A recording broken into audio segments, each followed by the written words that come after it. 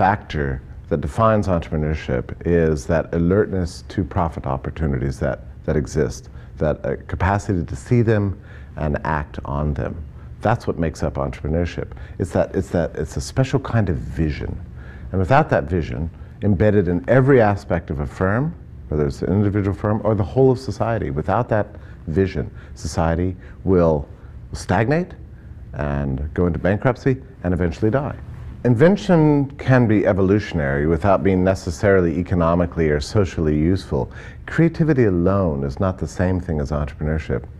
The key to entrepreneurship is to be alert to the needs and desires of others and to be able to act on those needs in a way that fulfills those desires within an economically rational or efficient framework.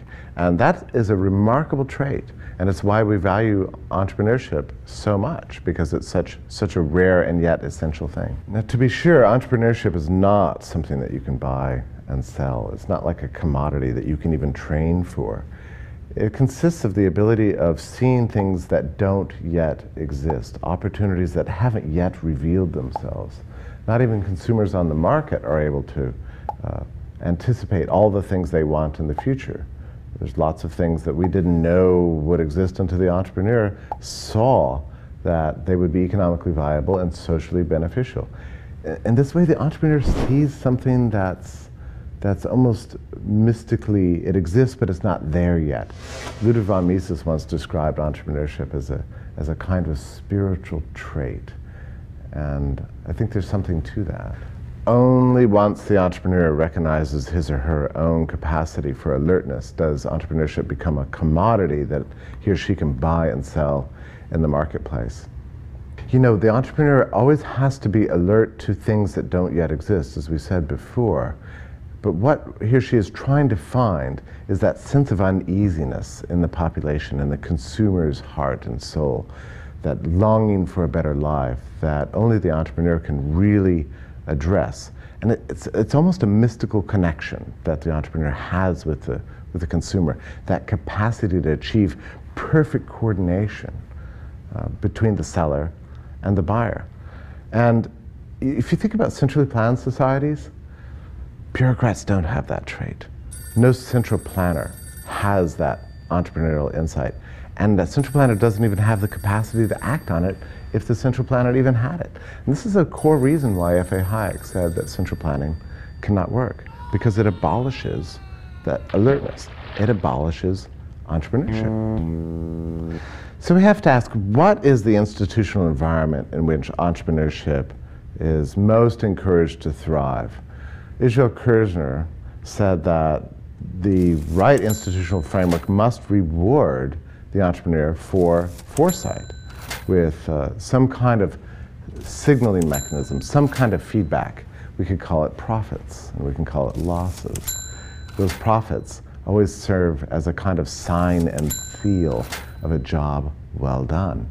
So we have to have a society that has profit and loss, and these price signals and the accounting mechanisms to make that possible, so that the entrepreneur can gain that reward. Most importantly, the entrepreneur needs that feedback information. Okay, I've seen something that's important. I've done something that's right. This is why we need private property. This is why we need freedom of contract. This is why we need the rule of law. This is why we need the market economy. Now, if you look at centrally planned economies long after socialism collapsed, places like Russia and Ukraine today, what we see is a lot of businessmen and women stranded in a kind of environment of bribery and corruption and graft. Those are not the same things as entrepreneurship. This is a consequence of all those years of central planning when entrepreneurship and business was not allowed to be free. And we still see the results today. Any socialist economy, it effectively puts entrepreneurs in jail. It denies them those inputs to allow them to respond. It denies them the opportunity to have outputs that serve society. This is the beautiful thing about a free economy, and the U.S. provides an excellent example of that. Our entire history in the U.S. has consisted of growth and creativity in fits and starts, of course, but mostly it's been about invention and opportunities. Because the U.S. economy, because it was free, unleashed that entrepreneurial instinct, that desire to anticipate the future and adapt to it and bring about growth and progress. Now, entrepreneurs are everywhere in American society. It's the cupcake entrepreneur down the street. It's the chicken salad chick who's selling great food down the street. They're part of your local community. They're not just the people in Fortune magazine that you read not just the big shots in the big publications. But there are two outstanding entrepreneurs that everybody knows about today. It's Bill Gates and Steve Jobs. These two alone did more than anybody else to change our way of life and to usher in the digital age. So there was an interview a few years back where the interviewer set them next to each other in chairs and asked them to discuss with each other what they admired most about the other person's work. It was a very interesting interview because they didn't mention things like their managerial prowess or their ability to write code or their capacity for public relations or anything like that. What they mentioned was the particular thing that was entrepreneurial about the other, that he admired the most. It's their capacity to pinpoint new opportunities and to anticipate the future and act on it and bring that future about that most impressed both Jobs and Gates about the other. In Jobs' interviews, he added an interesting twist to the idea of entrepreneurship. He said it wasn't enough just to see what people wanted and get it to them. He said by the time they do that, the consumers will have already changed their minds. No.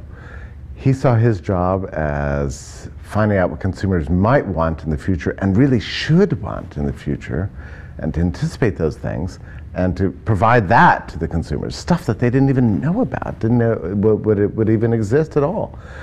That's an interesting take on things, and it's why Jobs made such an enormous contribution to our times, to putting history on fast forward and to benefiting humanity to such an extent.